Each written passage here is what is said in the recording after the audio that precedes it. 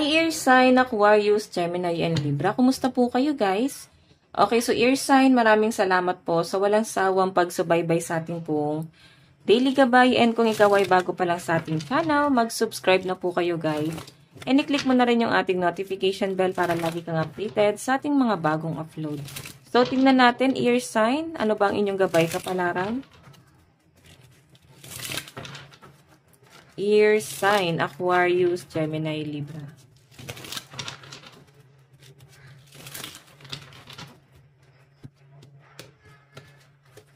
Okay.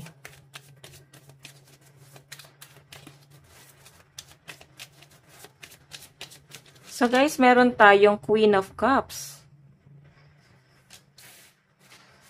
Actually, Air Sign, bakit ganito yung energy mo? Para kang nalulungkot, nasa sulok. Ito talaga, oh.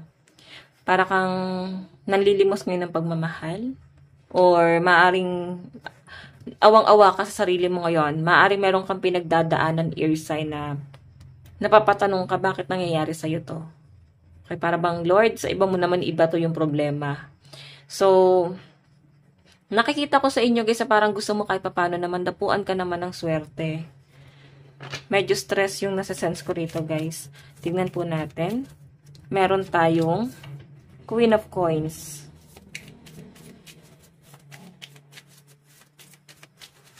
Meron tayong The Sun. So, sa nakikita ko rito, guys, nangungulila ka sa pagmamahal ng parents mo or ng lola mo. Namimiss mo ba sila? Ayan, no? Namimiss mo sila kasi parang feeling mo sila talaga yung kumalinga sa inyo, nagmahal sa inyo. Okay, or maaring death anniversary ba ng lola nyo, or kung buhay pa sila, guys, is maaari, no, na baka plano mong pumunta sa province. Ayan, may ano lang. So, The Sun, guys, alam mo, meron kang pinagpapasalamat dito. Siguro may ibinigay sa inyo yung grandparents nyo na hanggang ngayon, kinikip mo pa rin or nagagamit mo siya, no? Parang pamana sa inyo. Malaking aral yun na ituro sa inyo na itong mga grandparents nyo. Okay? Iba naman sa inyo, guys, may conflict about sa connection po sa mga lolo at lola. Okay? Parang feeling nyo, hindi kayo, guys, nauunawaan. Parang lahat ginawa nyo, pero parang di kayo, guys, naiintindihan.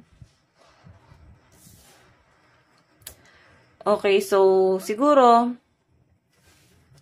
parang ano to, guys, namanipula rin siguro sila. No? Baka may sabi-sabi tungkol sa inyo. Na parang biglang nagbago yung pananaw sa inyo, guys. No? Kung may conflict dito sa pagitan nyo ng mga grandparents nyo.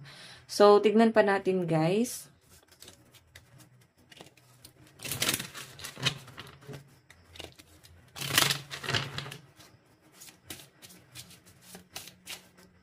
Meron po tayong Princess. You can be your own knight. Ibig sabihin, lalo na, guys, sa mga introvert dito or sa mga single, hindi mo daw, guys, kailangan ng matibay na sasandalan, no? Ang kailangan mo dito, i-enhance mo yung sarili mo, mamuhay ka ng payapa at masaya sa buhay mo. Siguro, piliin mo yung sarili mo. Okay? Parang ganito, guys, parang kailangan mo maging masculine, no? Para hindi mo nag-isiyaasa sa ibang tao. So, nakikita ko yung pagiging matatag mo ngayon. Parang nakikita ko marami kang aaralin dito. Meron po tayong Phoenix. How's that for a happily ever after? And Beach Fire. Stand up for yourself.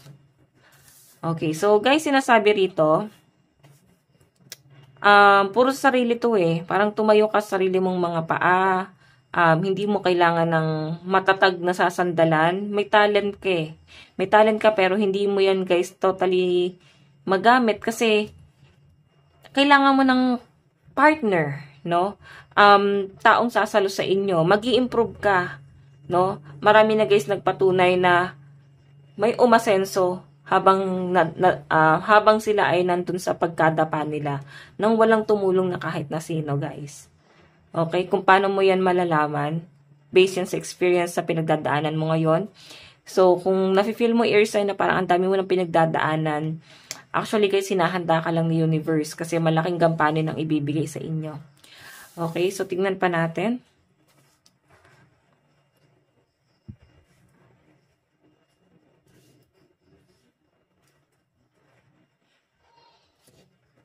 Okay, so tingnan pa natin guys.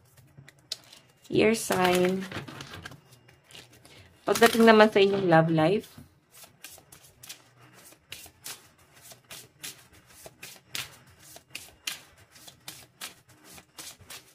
Okay. So, meron, ayan. Nalalaglag yung card. Okay.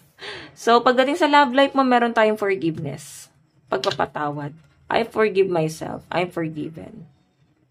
Okay. Actually, guys, ito ha, parang wag mo nang i-blame yung sarili mo sa mga nangyari sa past.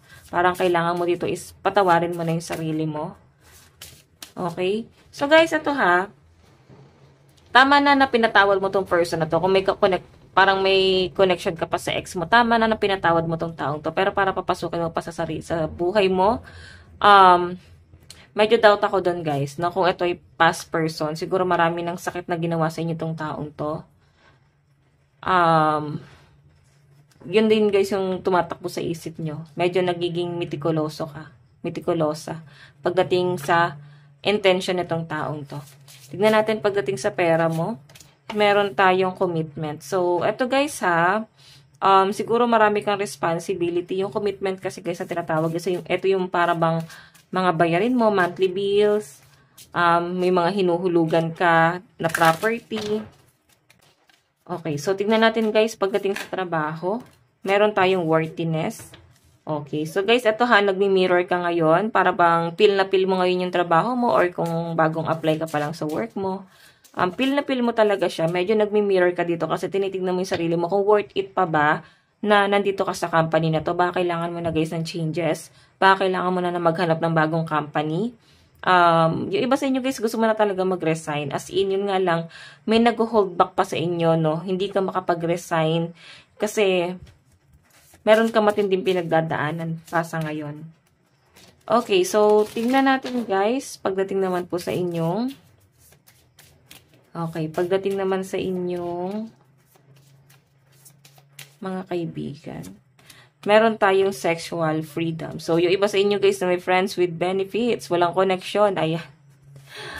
Okay, forgiveness. Baka bigla kayong ginose, kaya may pagpapatawad po dito. Okay? Parang may nangyayari pero wala pa rin silang label. So, tignan natin guys, pagdating naman po sa inyong pamilya, meron po tayong yin-yang, give and take. So, medyo nagbabalance guys, no, pagdating sa family. Kasi gusto nyo rito guys ng pagkakaisa. Para bang, may nagsasabi rito, para bang masabi lang na buong pamilya, pero hindi naman talaga siya buong pamilya. Okay, kasi parang walang pagkakaisa rito sa pamilyang to. Yun po yung nakikita ko rito guys. Okay, so guys, ang lucky number mo is 14, 4, 35, 30, and 36. Tignan pa natin guys ang inyong love advice. Love advice. Meron po tayong tested. Your strength and weakness are being tested. Ano pa po spirit guide? Siguro guys talagang pinalakas ka ng ng pagmamahal. Nandun ka sa point na lumagapak ka ng sobra. Okay, down na down ang mga ear sign. Pero sa ngayon kasi guys, nakikita ko sa inyo na dahil doon sa pagkalagapak mo, yun yung nagiging dahilan kung bakit malakas ka ngayon. Okay, so tignan natin guys, advice sa inyo, meron tayong teamwork makes the dream work. And work with others to accomplish greatness. Okay. So, siguro guys, ito ha, kailangan talaga ng pagkakaisa. Ganun pa rin yung sinabi rito, lalo na sa family.